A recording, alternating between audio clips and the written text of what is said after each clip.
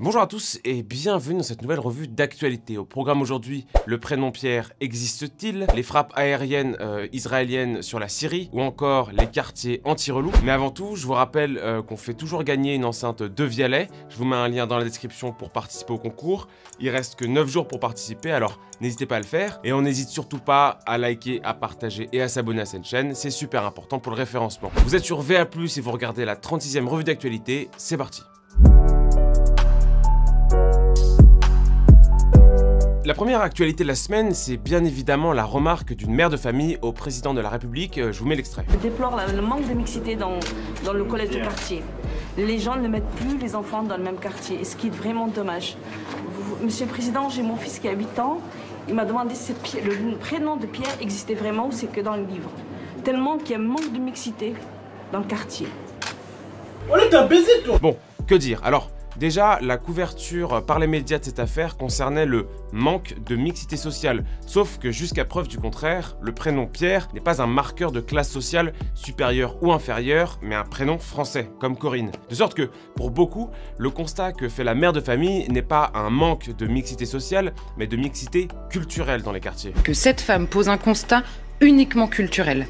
Elle parle de la question du prénom. Oui. Donc elle pose le débat sur un terrain uniquement culturel. Et vous, de manière obsessionnelle pour le coup, depuis 40 ans, vous répondez social. Social, il faut des logements, il faut plus d'argent, il faut, je sais pas, des politiques de la ville dans ces quartiers-là. Madame Vargon fait la même réponse. Beaucoup de réactions face à cette affaire. Enfin, Jean Messia, qui s'est demandé pourquoi cette dame qui regrettait le manque de Pierre dans son quartier n'avait pas appelé son propre fils Pierre. Enfin bref, tout le monde essaye d'éviter le problème qui est que cette mère de famille confesse ne plus rencontrer la culture française dans son quartier. Mais ça va, vu que c'est pas l'extrême droite qui le dit. La deuxième actualité de la semaine, c'est cette vidéo qui a fait le tour des réseaux sociaux où on peut voir un jeune homme tenter maladroitement de faire respecter les gestes barrières à une enragée. Extrait.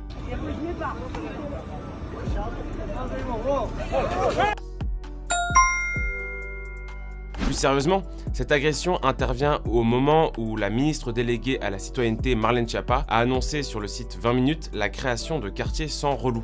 Bon, ce projet a énormément fait parler de lui pour plusieurs raisons. Déjà, l'appellation relou est un euphémisme qui ne veut juridiquement strictement rien dire. Une personne ne peut être arrêtée pour avoir été relou, le délit de reloutitude n'existe pas encore. Ce que Marlène Schiappa essaie de faire, c'est des quartiers sans harcèlement de rue. Et ce qu'ont relevé des internautes, c'est qu'on essaie tant bien que mal d'agir sans nommer, un peu comme cette affiche anti-harcèlement de rue, dans un univers parallèle. Parce que si on veut faire un profil type du relou,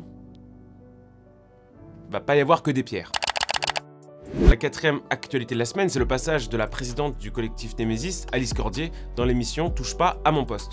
En gros, l'émission portait sur les banlieues et la présidente s'est retrouvée face au rappeur Brulux. Je vous mets l'extrait. J'ai peur, elle me fait peur, elle est agressive. Moi ça va, vous faites pas peur. Elle me fait peur. Pourquoi elle vous fait peur? Oui, parce que moi là-bas je vis en France et quand je vais en vacances en Angleterre, je vois plein de choses que ça n'existe pas en France, des policières. On n'est pas dans le même pays. Hein. Je vous ai pas coupé la parole en fait. On est dans un débat, monsieur. Ouais, c'est pas grave. Mettez un voile, vous serez plus belle. Rappelons que le rappeur, qui explique que les paroles du collectif lui font peur, a lui-même été accusé de violence conjugale, inculpé pour des tentatives de meurtre sur sa compagne en 2019, incarcéré en détention préventive et libéré la même année. Sur les réseaux sociaux, beaucoup ont déploré que ceux qui représentent les jeunes issus de l'immigration sont toujours caricaturaux ou eux-mêmes poursuivis par la justice. Récemment, le collectif avait relayé des vidéos de harcèlement de rue au Champ de Mars et c'est dans ce cadre-là, dans le cadre des agressions sexuelles, que le collectif intervenait. Dites-nous ce que vous avez pensé de ce passage dans les commentaires. La cinquième et dernière actualité de la semaine, c'est l'avortement du projet de la Super League. En gros,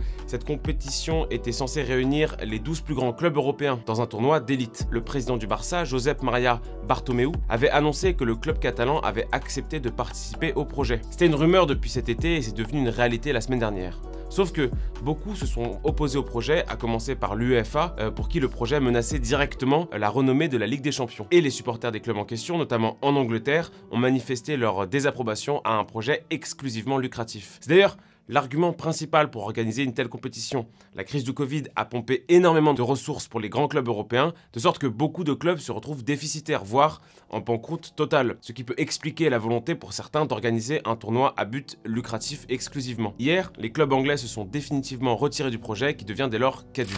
Le phénomène web de la semaine, c'est les baptêmes en pleine rue à l'endroit où est mort George Floyd qui ont fait le tour des réseaux sociaux. Extrait.